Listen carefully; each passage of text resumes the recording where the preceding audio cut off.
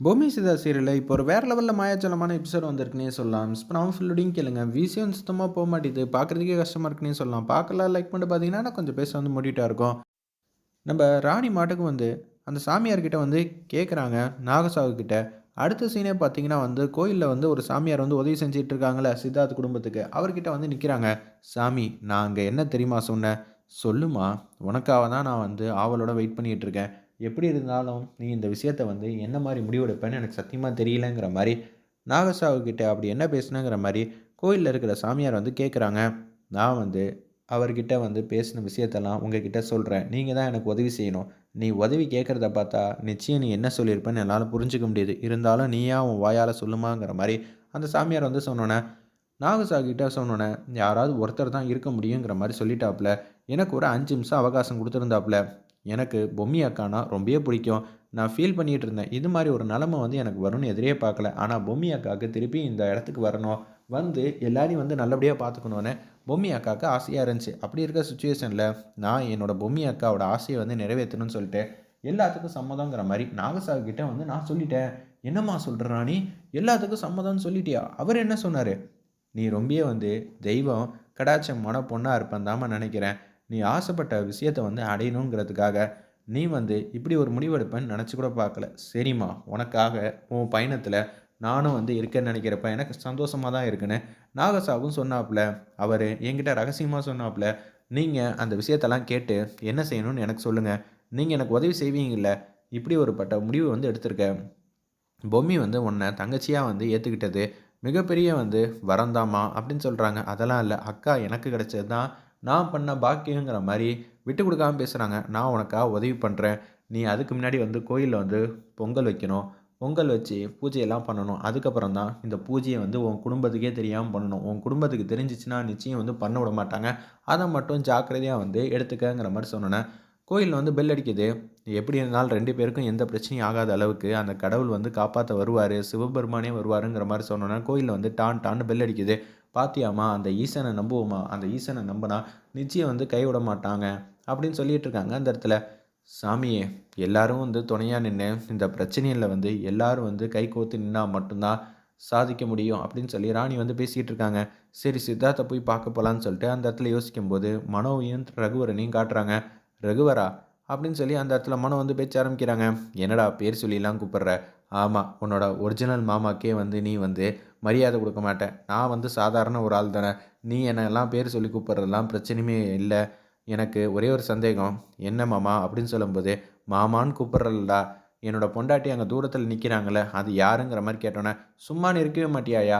அப்படின்னு சொல்லும்போது, இன்னும் கொஞ்ச நேரத்தில வந்து நம்ம ராணி வந்து பொங்கல் வைப்பா. இந்த பொங்கல் வந்து ஃபங்ஷன நல்லபடியா பண்ணி முடிச்சா மட்டும் தான், இவங்களுக்கு வந்து அந்த 6வது பூஜை வந்து வெற்றிகரமா வந்து ஸ்டார்ட் பண்றதுக்கு ஒரு நல்ல சந்தர்ப்பமா அமையும். அந்த பொங்கல் மட்டும் வைக்காம விட்டுட்டா என்ன ஆகும்? இன்னொரு நாள் வந்து வைப்பாங்களா? "என்னடா சொல்ற? பொங்கலுக்கும் இந்த 6வது பூஜைக்கும் என்னடா சம்மந்தம்?" "மாமா சும்மானு இருங்க. அதில தான் நம்ப ஒரு விஷயத்த வந்து இது மாரி பண்றதுக்காக ஜார்ஜினியா வந்து கையில ஒண்ணு குடுத்துருக்கா. அத வந்து அங்க சேர்த்தரணும்." அப்படின்னு சொல்லும்போது, அதுக்கான ஐடியா வந்து குடுங்கிற மாரி கேட்குறாங்க. மனோ வந்து ரகுவரன்ட்ட, "யாரும் இல்லாத நேரம் பார்த்து அங்க போ. எல்லாமே வந்து காரியம் வந்து கைகூடும். என்ன சாமியார் மாரி பேசுற? பின்ன உன் கூட பேசி, பேசி நானும் அப்படியே மாறிட்டேன்டா" அப்படின்னு சொல்லி ரகுவரன் வந்து காமெடியா வந்து பேசிட்டு இருக்காங்க. அப்பன்னு பார்த்து ஜார்ஜினியா வந்து பேசுறாங்க. ஆனா, தமன்னா தான் வந்திருக்கான்னு நெனச்சுட்டு, அந்த இடத்துல "தமன்னா, கமண்டலத்தையும் ஜார்ஜினியாவும் நம்புனா, நம்ப வந்து நடுரோட்ல தான் நிக்கணும். அதனால அவங்களலாம் நம்பவே கூடாது. நம்பளே வந்து களத்துல வந்து எறங்கிர்லாம். இங்க வா தமன்னா" அப்படின்னு சொல்லி, "உன்னையும் பார்த்து எவ்வளோ நாள் ஆச்சு?" "நான் யாருன்னு நெனச்சு பேசிக்கிட்டு இருக்க? நான் தான் ஜார்ஜினியா" அப்படின்னு சொன்னோனே, "அக்கா மன்னிச்சிருக்கா. நான் ஏதோ தெரியாம ஒரு ஃப்ளோல வந்து சொல்லிட்டேன்க்கா. நீ சொன்ன விஷயத்துக்கெல்லாம் வந்து நான் கோவப்பட மாட்டேன்." "அப்படியாக்கா? நீ ரொம்ப நல்ல அக்காவா இருக்கங்கிற" மாரி சொன்னோனே, "அப்படி இல்ல. எனக்கு ஈக்குவலானவங்கள்ட்ட மட்டும் தான் நான் கோவத்த வந்து காட்டுவேன்." "ஓ! அப்படி சொன்னாங்களா? சரிக்கா, அந்த அளவுக்காவது நெனச்சீங்களே, அதுவரைக்கும் சந்தோஷங்கிற" மாரி யோசிச்சுட்டு இருக்காங்க. "நான் சொன்ன விஷயத்த பண்ணு" அப்படின்னு சொன்னோனே, ஃபோன வந்து வச்சுட்டாங்க. "என்னடா இத்தன வாட்ட மரியாதை வந்து குடுக்குற? பின்ன என்ன பண்றது? என் வாழ்க்கை அப்படித்தானே போயிட்டுருக்கு" அப்படின்னு சொல்லி அந்த இடத்துல மனோ வந்து சொல்லிட்டு இருக்காங்க. இந்த பக்கம் சித்தார்த்துக்கும், நம்ம ராணிக்கும் வந்து கோயில்ல வந்து முதல் மரியாதை குடுக்கணும்னு, அந்த கோயில்ல ஒரு சாமியார் வந்து இருப்பாங்கல்ல, அவங்க வந்து பேசுறாங்க. வாங்கன்னு சொன்னோனே, நமக்காக நம்ம எல்லாரும் நல்லா இருக்கணுங்கிறதுக்காக சுற்றி இருக்கிற ஜனங்க எல்லாரும் நல்லா இருக்கணும்னு சொல்லிட்டு சித்தார்த்தும் நம்ம ராணியும் ஏகப்பட்ட இதெல்லாம் சாதிச்சு காட்டியிருக்காங்க. ஓப்பனிங் பூஜையில் சித்தார்த் வந்து ஒரு நவபாசன இதை வந்து எடுத்துகிட்டு வந்து கொடுத்தாப்புல. அடுத்தது யாருமே போகாத கருடமலையில் போய் நம்ம ராணி வந்து விளக்கேற்றிட்டு வந்திருக்கா. இது எல்லாம் லேசுப்பட்ட விஷயம் இல்லை. அது மட்டும் இல்லாமல் 3வது பூஜையில் நம்மளை எல்லாரையும் வந்து காப்பாற்றிருக்காப்புல சித்தார்த்து அப்படின்னு சொல்லும்போது, ஆமாம் அப்போ தானே நாங்கள் அந்த விஷயத்தில் மாட்டிக்கிட்டு இருந்தோம். நாங்கள் எல்லோரும் இங்கே வந்தோங்கிற மாதிரி தாத்தாலேருந்து எல்லோரும் வந்து நினச்சிக்கிட்டு இருக்காங்க. 4வது பூஜை வந்து தவம் பண்ணோம். 5வது திருப்பியும் காட்டு பகுதியில் போய் சித்தார்த்து வந்து எடுத்துகிட்டு வந்தாப்புல.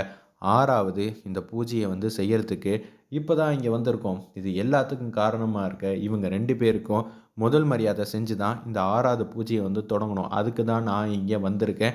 இங்கே வந்து முதல் மரியாதை செய்யணும்னு சொல்லி பரிவட்டம் அதே மாதிரி வந்து 2 பேர் கழுத்துலேயும் வந்து மாலையெல்லாம் போட்டு ஆரம்பிக்கிறாங்க. அந்த இடத்துல சரி ராணி, உன் கையால் வந்து பொங்கல் வைக்கணும், வச்சிடுறியா அப்படின்னு சொல்லி கேட்கும்போது, கண்டிப்பாக சாமி வச்சிடலாம் அப்படின்னு சொல்லிட்டு இருக்காங்க.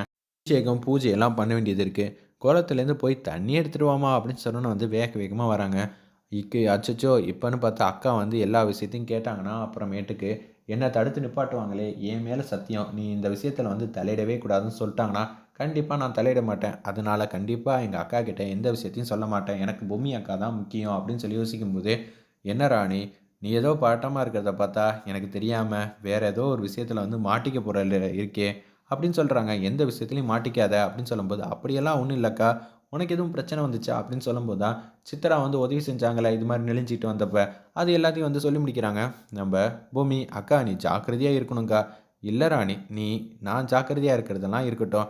நீ வேறு ஏதோ ஒரு பிரச்சனையில் வந்து இருக்க. ஆனால் என்ன ஏதுன்னு என்கிட்ட சொல்ல மாட்டேங்கிறல்ல, அந்த அளவு பிரச்சனையா அப்படின்னு சொல்லி கேட்கும்போது, அதெல்லாம் ஒன்றும் இல்லைக்கா. பூஜையை வந்து கரெக்டான நேரத்தில் வந்து ஆரம்பிக்கணும். பொங்கல் வேறு வைக்கணுமா, நான் வந்து இந்த குளத்துலேருந்து தண்ணி எடுத்துகிட்டு போய் வைக்கிறேன். நீ வந்து பத்திரமா இருந்துக்கக்கான்னு சொல்லி அந்த இடத்துல வேக வேகமாக வந்து பொம்மிக்கிட்ட வந்து கேட்குற கேள்விக்கெலாம் வந்து பதில் சொல்ல முடியாதுன்னு சொல்லிட்டு வேக வேகமாக போகிறாங்க. ஒரு பக்கம் நம்ம ராணி வந்து நினச்சிக்கிட்டு வருத்தப்பட்டுக்கிட்டு இருக்காங்க. பொம்மி கடவுளே, ராணி ஏதோ முட்டாள்தனமான காரியம் வந்து செய்ய போகிறான்னு மட்டும் நல்லா தெளிவாக தெரியுது. ராணிக்கு வந்து உறுதுணையாக இருங்கங்கிற மாதிரி கெஞ்சிகிட்டு இருக்காங்க. பொங்கல் வைக்கிற இடத்துக்கு வந்து ஒட்டுமொத்த குடும்பம் வந்துடுறாங்க. அந்த தண்ணியை வந்து கொடுத்ததுக்கப்புறமேட்டுக்கு பூஜையெல்லாம் வந்து இங்கே வந்து நடந்துகிட்டு இருக்கு.